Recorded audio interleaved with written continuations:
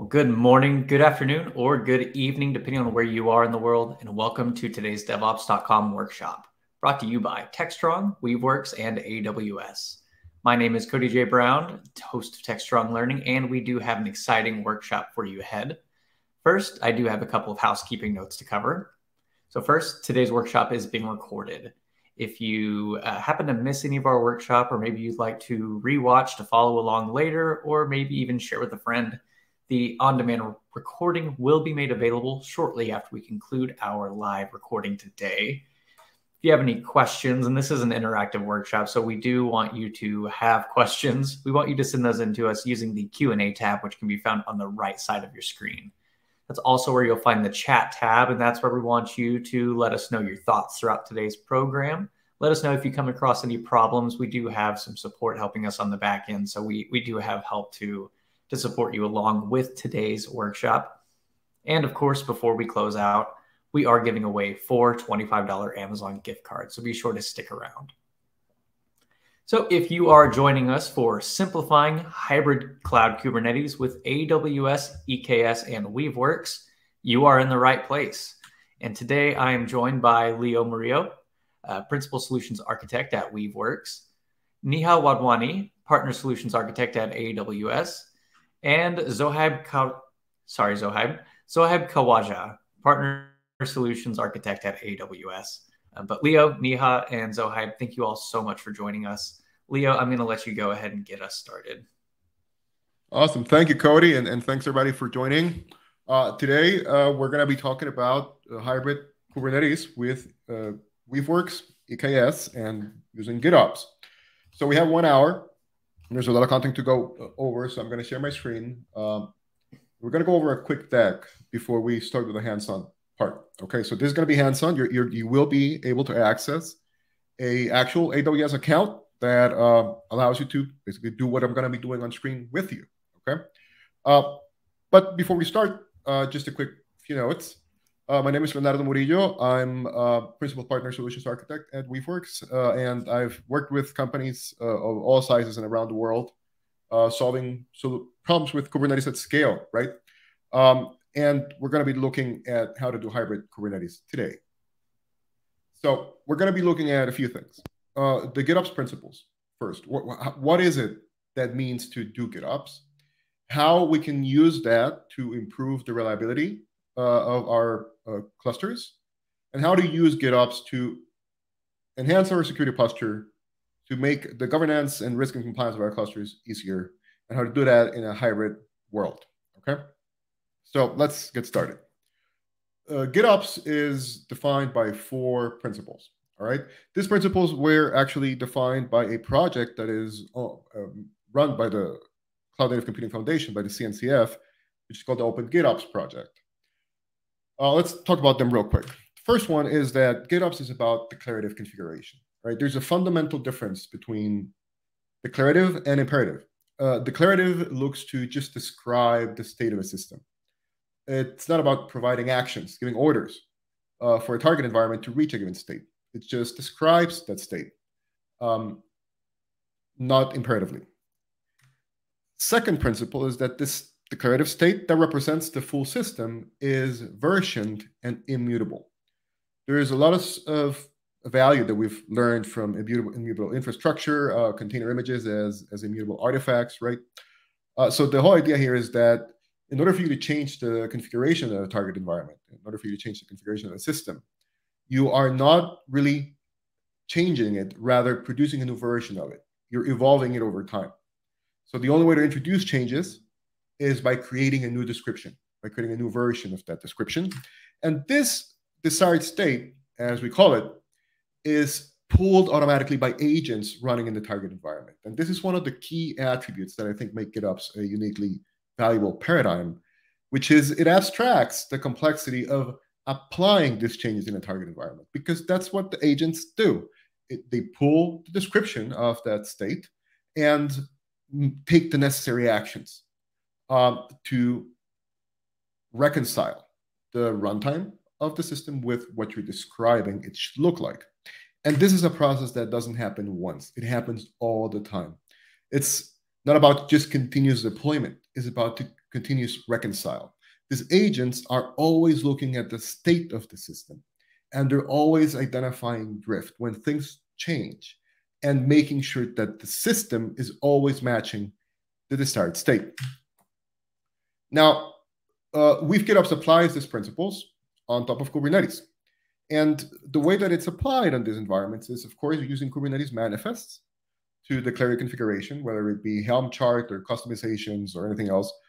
They're manifests, they're descriptions of the state that you want your Kubernetes clusters to look like.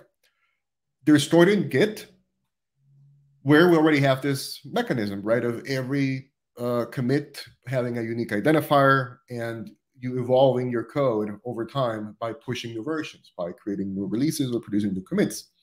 And Weave GitOps, as a tool, as an engine, runs in your cluster. And it has agents running within that cluster that are continuously introspecting and reconciling the state of your runtime with the described configuration that it's pulling from Git. Now, the cool thing about this pattern is that it applies just as well for applications as it does for infrastructure. And this is where we're going to start looking at hybrid today, okay? Because you can create manifests that describe the configuration and the characteristics of clusters themselves that are going to be created, that are going to be managed and reconciled using GitOps as an operating model. So in today's workshop, we're going to have a management cluster that is going to be running in your AWS account, and we're going to create a leaf cluster, okay, which is a child cluster that we are describing declaratively, and that the agents running in the cluster will handle its creation in a target environment, okay? They can run anywhere. We're going to be using a tool called Cluster API that is bundled as part of our Weave GitOps solution. And there's providers for Cluster API for pretty much any public cloud, as well as bare metal providers and others. So you can use the same process, the same mechanism to deploy, provision, manage your clusters pretty much anywhere. And we're going to be using EKS distro for Kubernetes distribution as part of this exercise. Now, the cool thing about Cluster API and how it works is that it creates this boundary between cluster and provider. Provider is what gives you the infrastructure, right? The cluster is the cluster itself. So you can declare your cluster separate from your provider, which means the provisioning of the cluster itself, whatever needs to happen at the infrastructure level to produce that cluster, is abstracted away from the declaration of the cluster itself. And the cluster configuration is applicable generally, right? So you can declare your cluster ones and apply them across a number of providers, which is where the value to hybrid starts to show up. Now, we talked about reliability, right? And one thing that, of course, increases the reliability of a system is continuous reconciliation, okay? The idea of reliability is no longer just how much a system is available. Rather, what is the probability of a user getting the expected and acceptable experience for a specific duration of time, right? When you declare the state of a system in such a way that it should provide that expected and acceptable experience, and you have a system that is continuously introspecting the runtime environment and guaranteeing that it matches that configuration, you, of course, are going to get a lot of benefit in terms of reliability. You're always going to have the necessary architecture running for your users to get the experience that they expect. And this happens automatically through this process of continuous reconciliation. Now, Kubernetes already handles some of these elements, right? The Kubernetes scheduler is always making sure that, like, if you deploy a deployment type of object, the number of replicas that are running is always going to match that description. But what happens if somebody goes and deletes the deployment object? This is where Weave GitOps comes into place, and where GitOps comes into play, because the agents are going to be watching for those changes. And they're going to revert or bounce, deny, or notify, which are all different actions that the agents can take whenever drift is detected. Again, this doesn't only apply for applications. It also applies for clusters themselves. If a cluster is deleted, you'll want to know. If a cluster's configuration changes, you'll want to know. And this is all an element of the continuous reconciliation process that Weave GitOps takes care of.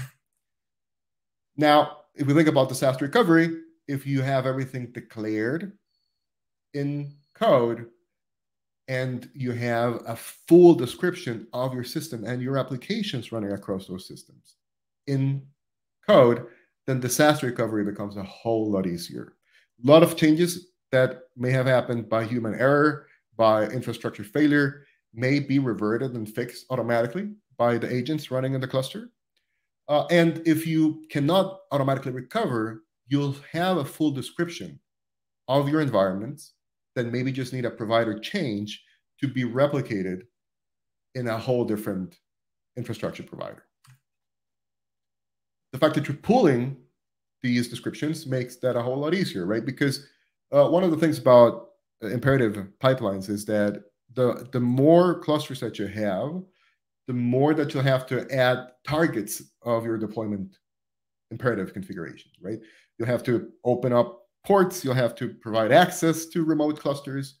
If you're pulling the desired state from a single source of truth, right? You don't have to do that. So pull makes it a whole lot easier to handle Kubernetes at scale, to handle fleet scale type of deployments. Of course, there's one element that you're going to still have to worry about, which is data, right? You'll need to make sure that your data is replicated across your different environments and that you have automation in place to pull data from your backup stores into new providers should disaster occur. Now, since we have this boundary between cluster and provider, you also get a lot of benefits in terms of consistency, right? Your clusters are all going to be configured identically, even though the underlying infrastructure to provide those capabilities may be different, okay? So you can much more easily switch between providers. And if you need to have high availability, even across different providers, if you really need to do multi-cloud and you want to have consistent configuration in terms of cluster environments across your different providers, you'll be able to do that a whole lot easier. I see a participant asking a question. Is there a hands on? Yes, we're going to run through this deck real quick, and then you're going to be able to actually deploy these on an AWS account. Okay. If you have immutable configuration, you have traceability, and you have simplified compliance, right?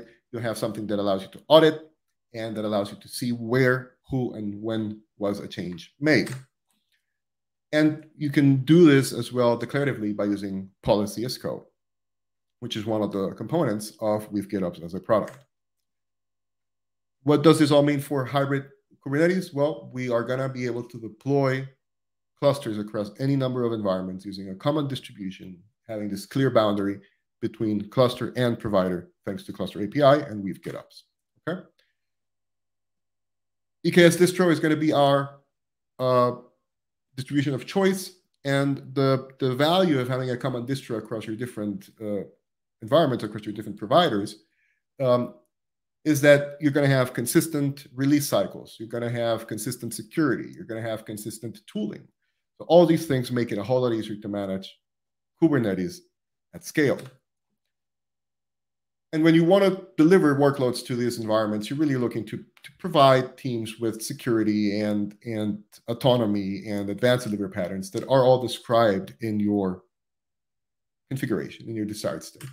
Okay, so I'm going to put this slide back at the end so that you get some additional resources. That was just a quick walkthrough of what we're going to be looking at today. So I'm going to real quick pass it on to my AWS colleague here to tell you what you need to do in order to get up to speed, to get set up with an AWS account. We're going to be using a tool called Event Engine to set up so you can actually do this hands-on with me. So Nia, please go ahead.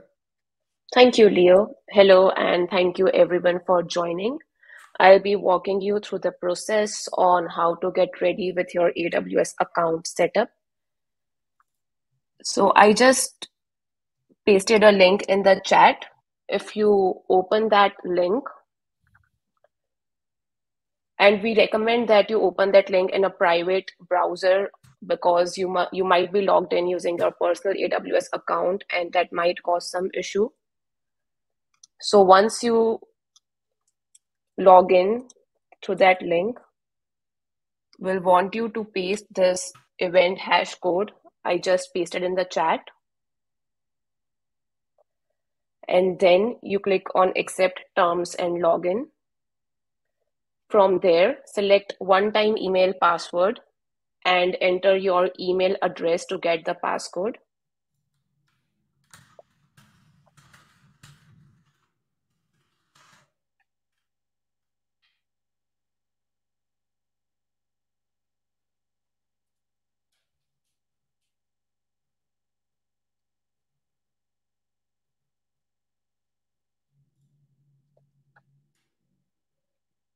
So I already got my passcode, so I'm going to type in mine. This is going to be unique to everybody, Yeah. so please use your specific emails and type in the passcode that you received. So after you get the passcode and login, you'll get a new screen from where you have to click on AWS console on right-hand side of the team dashboard. And just a quick note, I really recommend you copy and paste these exports here because we're going to need them in our hands-on. Okay, so copy those and put them somewhere else. Yeah, so once you have copied, you can click on Open Console from this screen and search and go to Cloud9 or EKS, and Leo will take it from there. Thank you. All right, so I'd like to know where everybody's at. Gonna take a couple of minutes just to wait, make sure that everybody has gotten this far. If anybody's running into any issues, please use chat. I'm just gonna wait here for a second before we keep going. And I also love to hear from those that have succeeded to get into this point. So any participant that's gotten this far, please raise your hand, like put something in chat. I want to make sure that people are being able to move forward.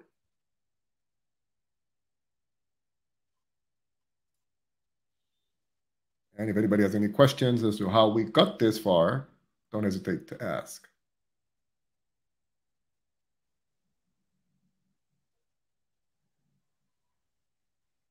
Now, while you all set up, what we're going to do today is we're going to go through these workshops. Okay, so I'm going to put a link in the chat right now. This is the workshop that we're going to go over. Okay, you could do this on your own. Of course, you're not going to get a free AWS account, but you could effectively just run through this process on your own.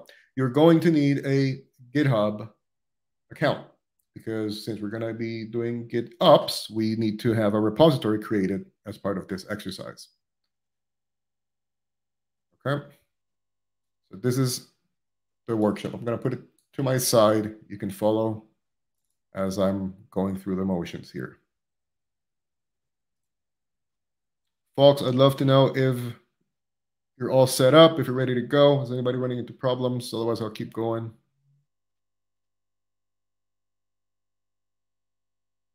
All right, I'll keep going. Cloud9 is a web-based development environment for the cloud, which is pretty cool. If there's a couple of things that, as part of these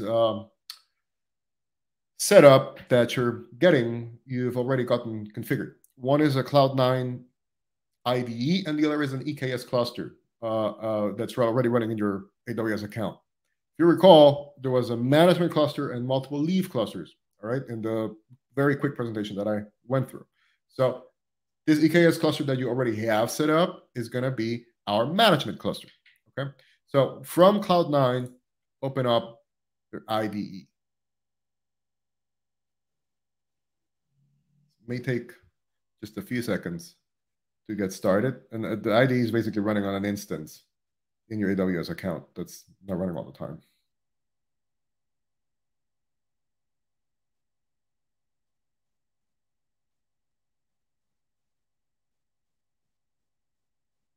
Okay. So we are in our Cloud9 IDE. Okay. So the first thing that we want to do, and this is very, very important, is we want to disable AWS managed credentials. So this is what I'm going to do. I'm going to hit this little cogwheel over here on the upper right-hand side and scroll down to where it says AWS settings and credentials. You want to make sure that you disable this. Okay. This is because we need to make sure that our Cloud9 IDE has all the rights to do whatever we need to do. So we're going to disable that. Okay. After you've done that, you want to run a script. I'm going to copy and paste some stuff on the public chat. First of all, I'm going to download this handy little script that was put together by our friends at AWS. And this is going to help us set up kind of all the initial tooling that we will need. Okay. We're going to turn that into an executable. And we're going to run it. Okay. This is going to do a bunch of stuff. This is going to install packages. It's going to install kubectl. It's going to do a few other things. Okay. Just give it a minute for it to complete.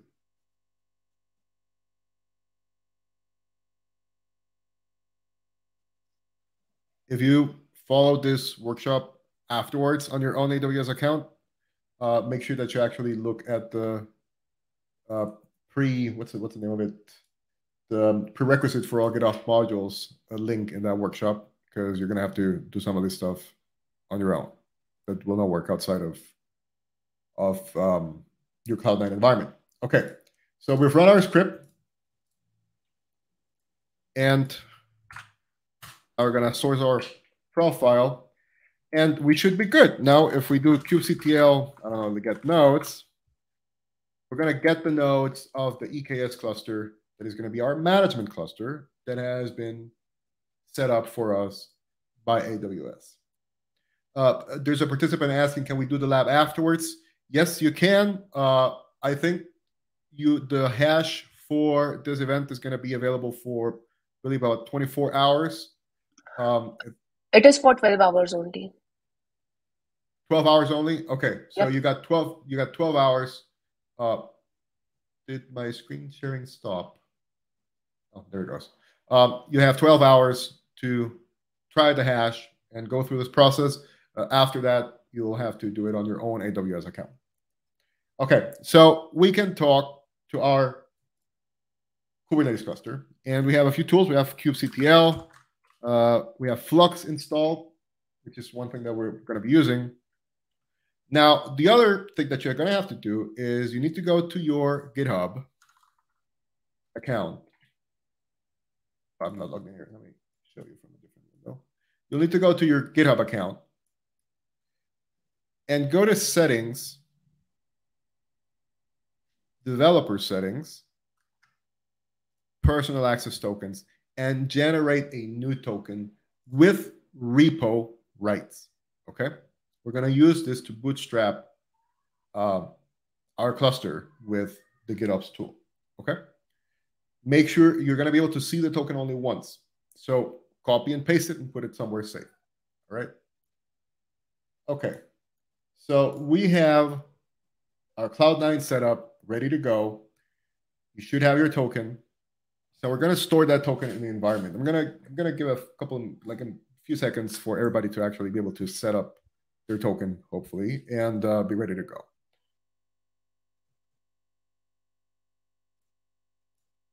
I'm going to export my token as a variable here. GitHub token.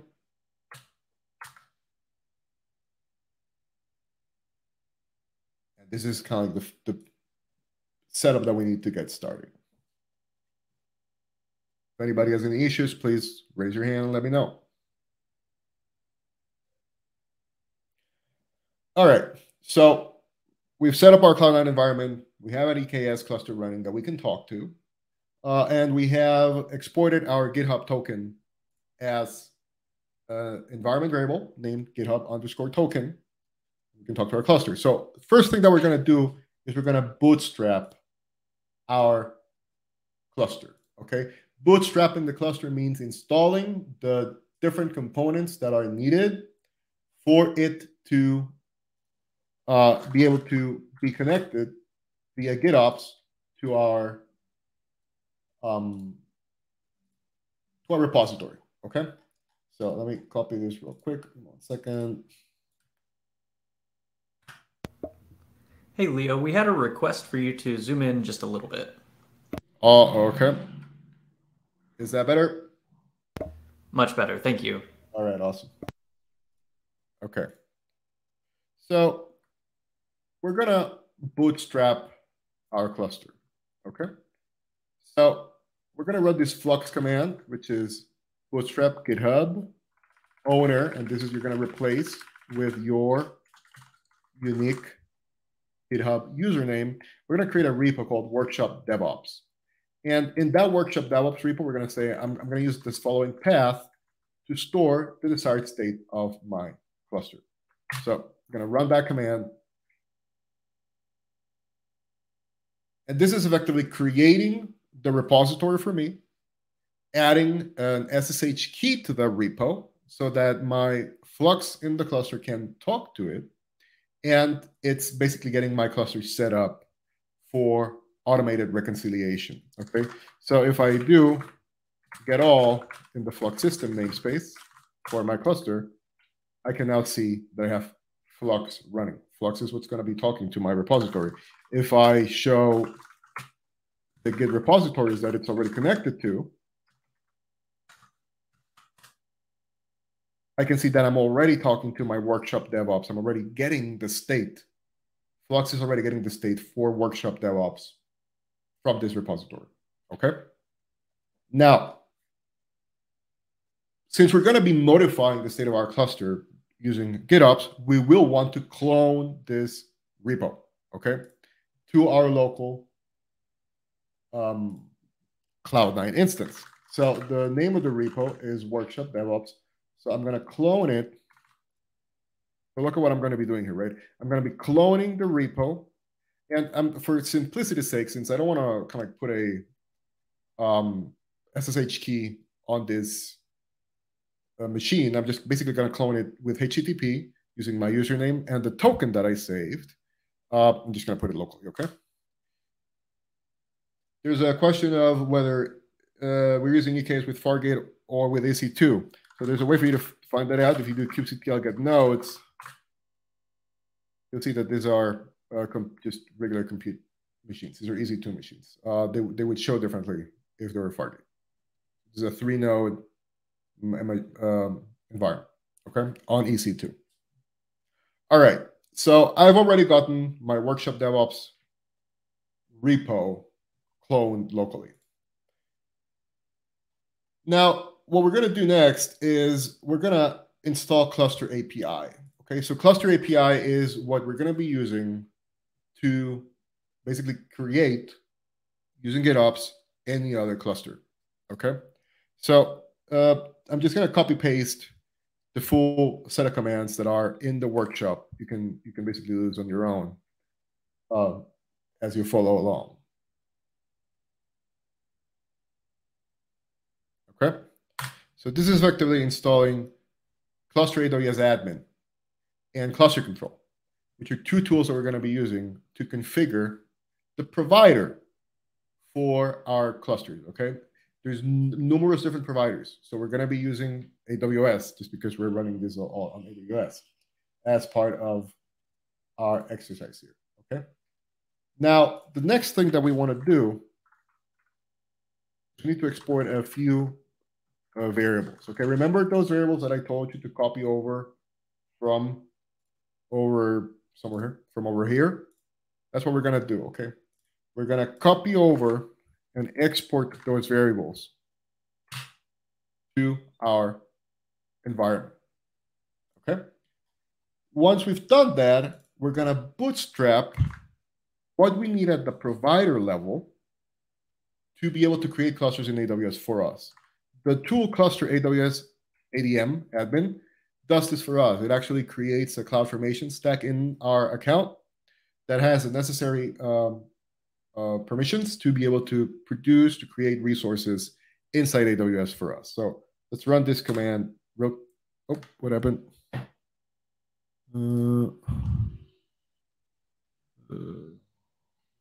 Bootstrap, create confirmation stack. Give me 1 second. Oh. Security token is valid. Copy this over.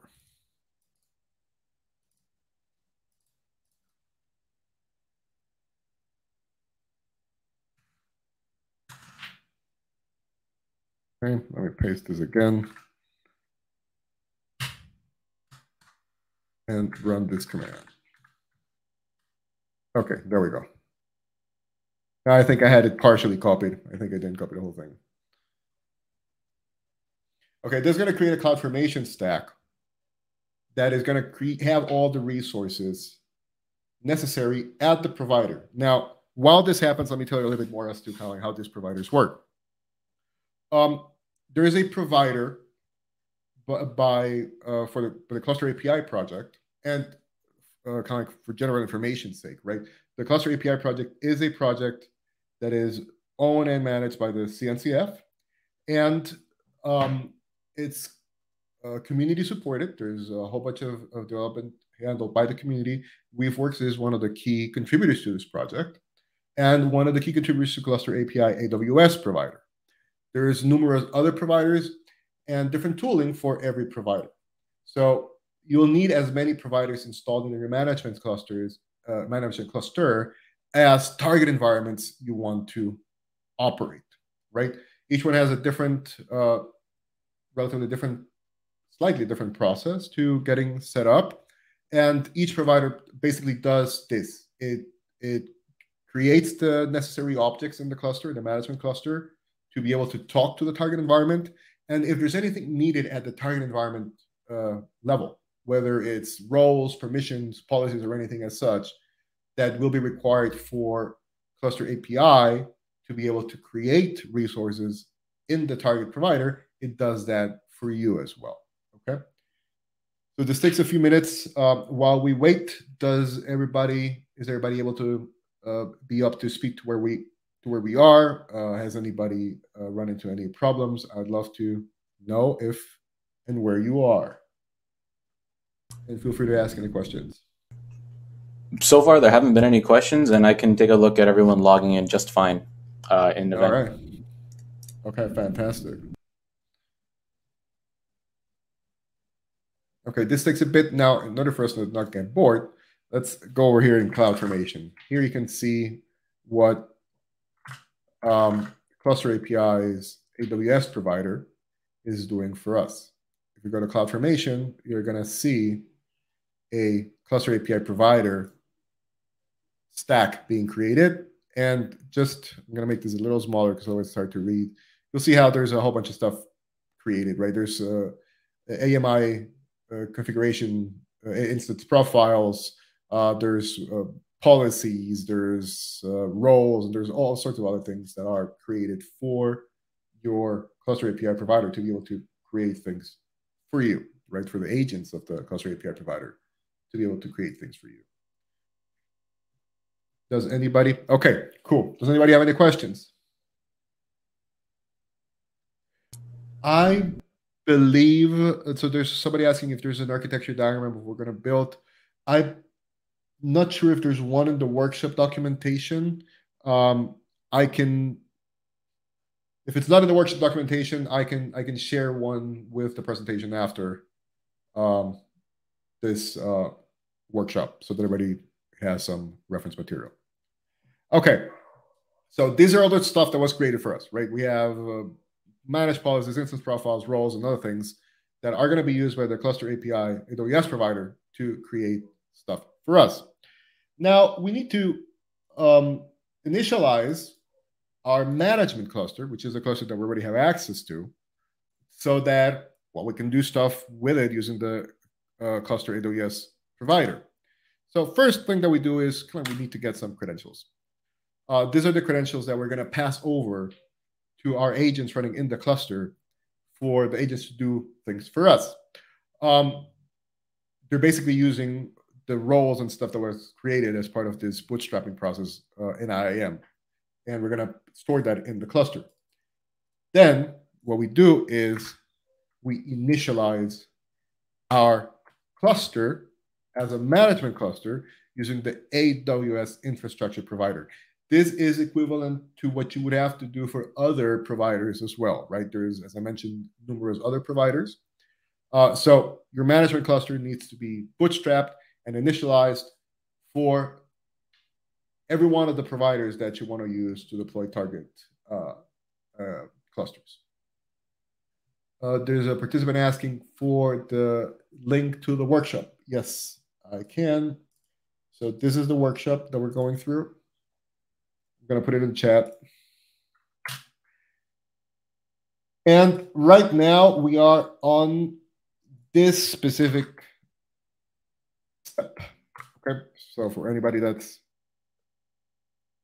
not quite there yet, this is where we are. Okay. All right. Our management cluster has been initialized. All right. We are now ready to create clusters using GitOps. All right. Now, before getting there, there's kind of one. There's one kind of like just accessory item that you want to make sure that you do or you have. You'll need an SSH key for your EC2 machines that are going to be created as part of this exercise. So you can either create a new SSH key or just go to EC2. Where is that? SSH key. Oh, here, key pairs. And just specify, like, either create a new key pair if you kind of want to get into those boxes and see what's happening in there, or just use this default key pair that we have here. For simplicity's sake, I'm just going to use this one, okay? And just make sure that you have that name handy, -default -keeper. This is going to be identical for all of you in your environments, okay? All right, so we have our SSH key. Now, we're going to create a cluster, all right?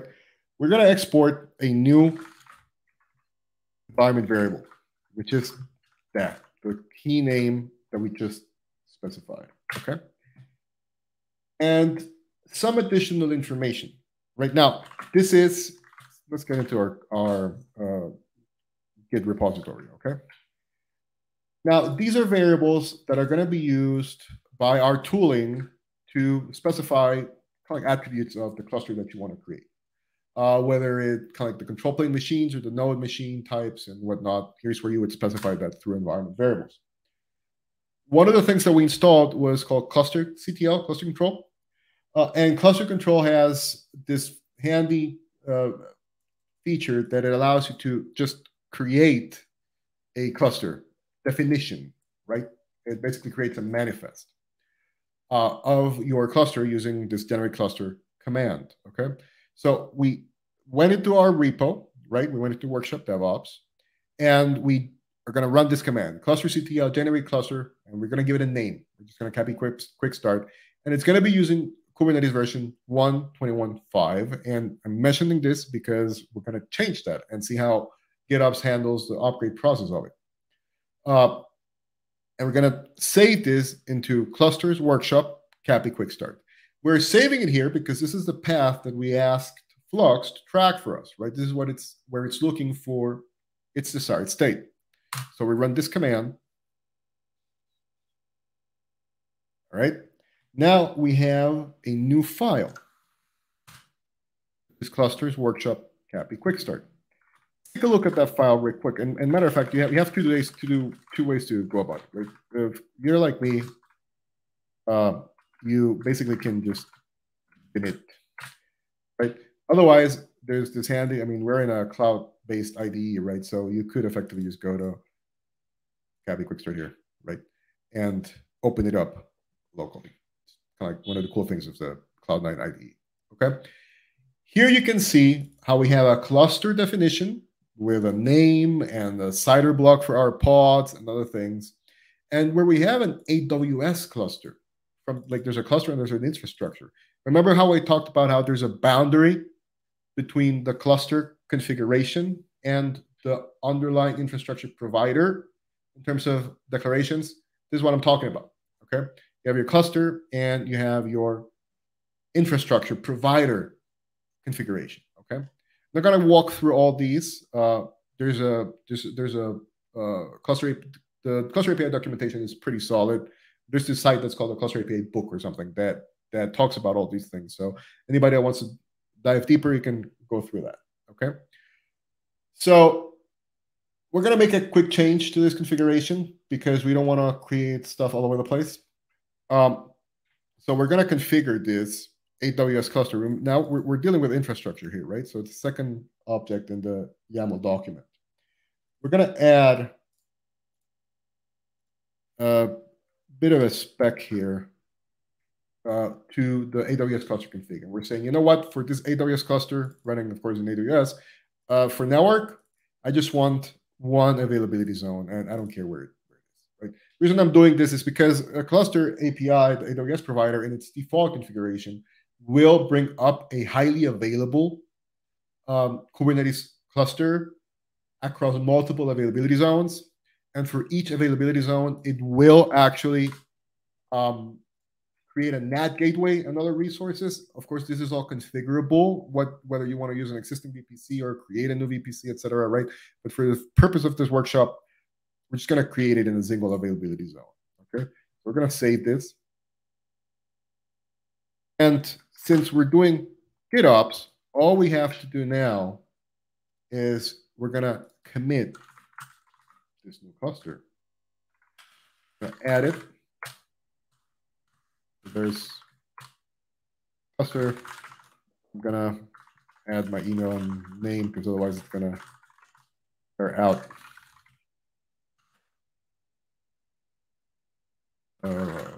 Like you want me to do this as well, since this is a brand new setup for you.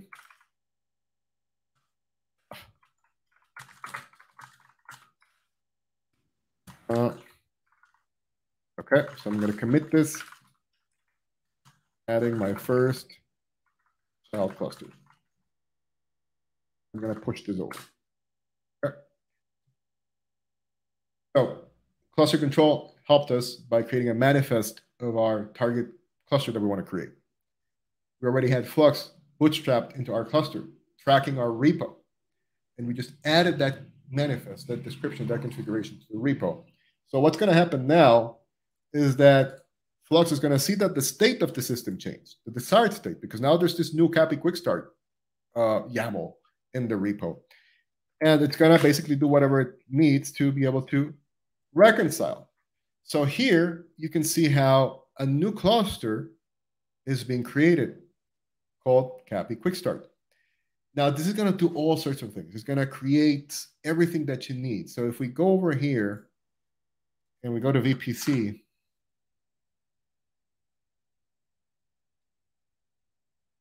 you'll see how there's a new VPC here created, which is the Cappy Quick Start VPC. And if we look at subnets, you'll see here that subnets will soon show up. This is EKS, oh, here, Cappy Quick Start, private US West, public US West. This is all being created for you by the cluster API provider. You can describe this over time and you'll see where we're at, right? This takes a little while for it to complete, creating all the resources. It does everything, root tables, subnets, security groups, etc., for your cluster to be created. While we wait, I'd like to know, is everybody being able to follow along? Are there any questions? Please feel free to ask them. Whether VPC is a virtual private cloud. It's basically like an isolated in-account environment for you to create your resources. Right? A virtual private cloud has its own subnets, its own IP range, and everything that lives within a VPC is isolated from other VPCs unless you establish a means of connecting them. I hope that answers your question. Okay. So NAT gateways are created. Now we're just waiting for DNS names to resolve. And then the actual nodes are going to be created, and the control plane is going to be created. Just keep watching this as it progresses. Any other questions? And is everybody able to follow along? Oh, well, if you're talking in terms of, so a participant says that PVC is persistent volume claim. Yes, there's VPC in AWS world and other clouds. There's PVC in Kubernetes world, which is persistent volume claim. And persistent volume claim basically claims a PV, which is a persistent volume. And a persistent volume can use different storage classes and whatnot. These are all different Kubernetes specific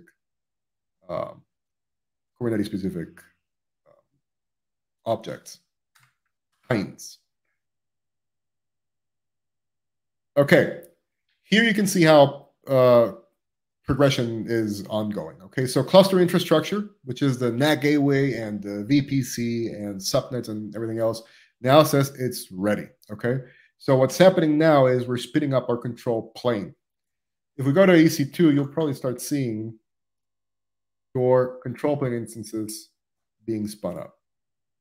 They're all going to be named as we named our cluster. So here, and since we said just one AZ, here we have our CAPI quick start, name of the cluster, control plane, initializing with the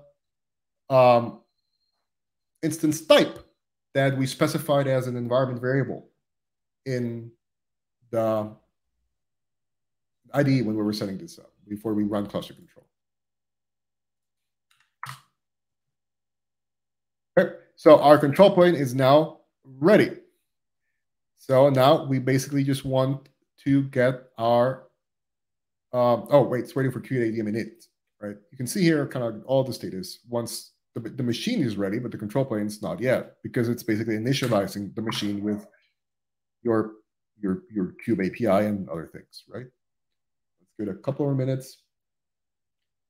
I'm not seeing anybody raising hands with issues in terms of following along. I hope you are. If you're not, don't be shy. Raise your hand. I cannot even see your name. I just see participant. So and I'd love to help.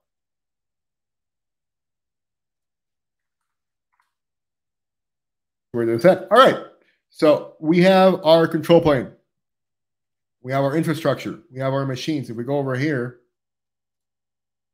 we have one control plane node, one worker node, and we see that our infrastructure and everything is ready. Okay. Now, how do we talk to this cluster? All right. Now, bear in mind that all I did to create this cluster was push a configuration to my repository, right? I'm going to get the kube config. Make a quick change here because this doesn't always expand correctly. I'm going to get the kube config for this cluster. The kube config for every cluster that you create, you can reference to by name and get its kube config from cluster API. So if I look at this, I have here my kube config for the new cluster that I created. Okay. Now there's one step that you need to do to make this cluster readily available. It doesn't happen automatically by cluster API unless you're using our commercial product, Weave GitOps Enterprise. Is you need to deploy a CNI, container networking interface for this cluster. So we're going to install Calico to the cluster. And we're going to say, hey, kubectl, I need you to, hold on a second, let me paste this better.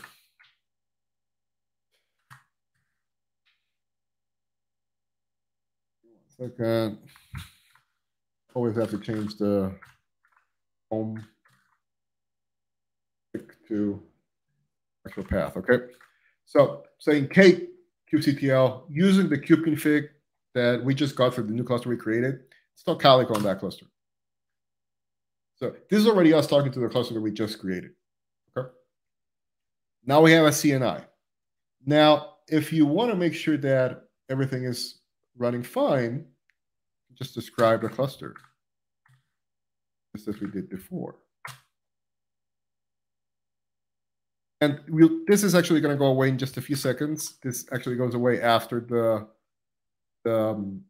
cluster, the container network interface is installed. So let's give it a second, and soon it will be true. There we go. True across the board. We have a running cluster, okay, that is managed by Git, okay?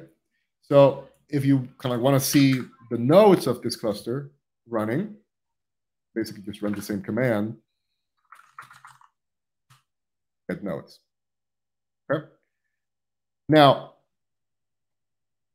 we have a management cluster that is bootstrapped just to create other clusters. Now, let's see what happens if we want to operate on this cluster. And we're 10 minutes away from being done, so we're basically right on time. Now, the cluster that we created is running 1.21.5, okay? So let's modify actually, let me just do it right here. Modify the manifest, okay?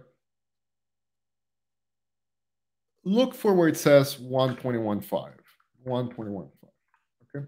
And we're going to change this. Left this as a global replace. We're going to replace this with 1.22.6. Okay, we're going to upgrade the version of our cluster. Okay, so we got one change. We're going to save this. All right.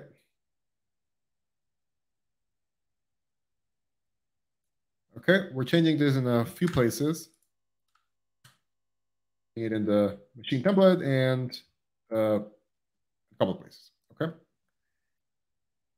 This is effectively going to upgrade the version of my Kubernetes cluster, of my Kubernetes running on my cluster. So I'm going to commit this. Wait. Added. Modifying more Kubernetes. Okay. I'm going to push this. Now let's just watch what happens for the cluster. Now, there's a kind of a pull interval that is configured on the Git repo source. It may take a few seconds. What you're going to see soon is Flux is going to identify that the desired state that represents the cluster has changed, since it's always reconciling, it's always watching for changes. When it does that, agents are going to execute the necessary actions for the cluster to move up to version. But since we only have 8 minutes left, and this might take a little bit, I'd like to know, is everything clear to everybody? Are there any questions? This is the right time to ask, since we only got now 7 minutes left. Does anybody have any questions? All right. As you can see here, now we have a rolling update in progress, okay? This is actually going to upgrade our control plane. Then it's going to upgrade our worker nodes. All I had to do was push a change to my desired state with a new version of Kubernetes that I want for my cluster. This is the same process that you would run through for any provider where you're using this configuration. Or if you want to change this cluster to a different provider, you just change its underlying provider and have it running elsewhere. I hope this was valuable to everybody. Does anybody have any questions? Is everybody able to follow along? Please don't hesitate to ask. We only have a few minutes left.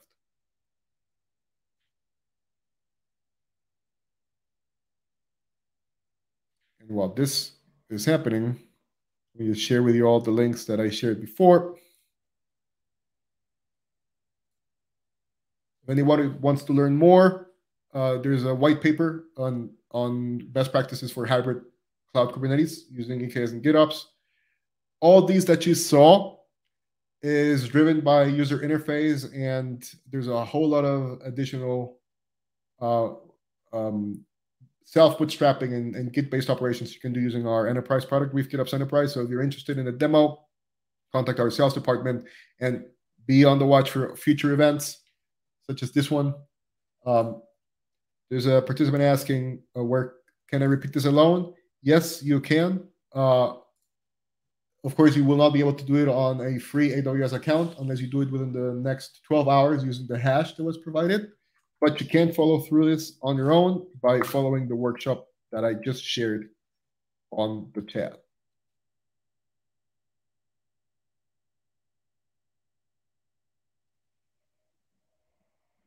Any other questions? Anybody running into any issues that they'd like to talk through before we wrap up?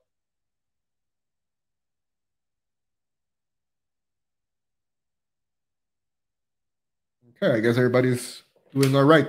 Well, with 5 minutes to spare, thanks everybody. Thanks AWS for the infrastructure and support. And a lot of thanks to the DevOps.com folks and Techstrong for your opportunity. Cody, any parting words? Sure. Thank you so much, Leo. So we do have some gift cards to give away, so I'll start off with those. So these are for 4 $25 Amazon gift cards. Our first winner is Raj Kumar S. Our second winner is Ben Q. Our third winner is Rose In. And our fourth and final winner is Hanson C. So to our 4 winners, congratulations. Please keep an eye on your inbox to claim that gift card. But if you do not happen to see that email, please check your spam folder. All right. So to Leo, Neha, and Zohaib, thank you all so much for your support today and for helping us run through this excellent demo. I hope that our audience was able to get something from this workshop today. I'd also like to remind our audience that this session was recorded. So if you would like to watch along again, you should receive an email with a link to watch that recording on demand, or you can find it living on the DevOps website at devops.com/webinars, and then just be sure to look in the on-demand section. So a great big shout out to Weaveworks and AWS for sponsoring today's webinar. And of course, to our audience, thank you so much for joining us. We do ask for just one extra moment of your time to fill out a brief survey that should pop up on your screen as soon as we close out. But otherwise, we hope to see everyone at an upcoming Techstrong Learning program. Everyone, have a great rest of your day. And Leo, thank you so much.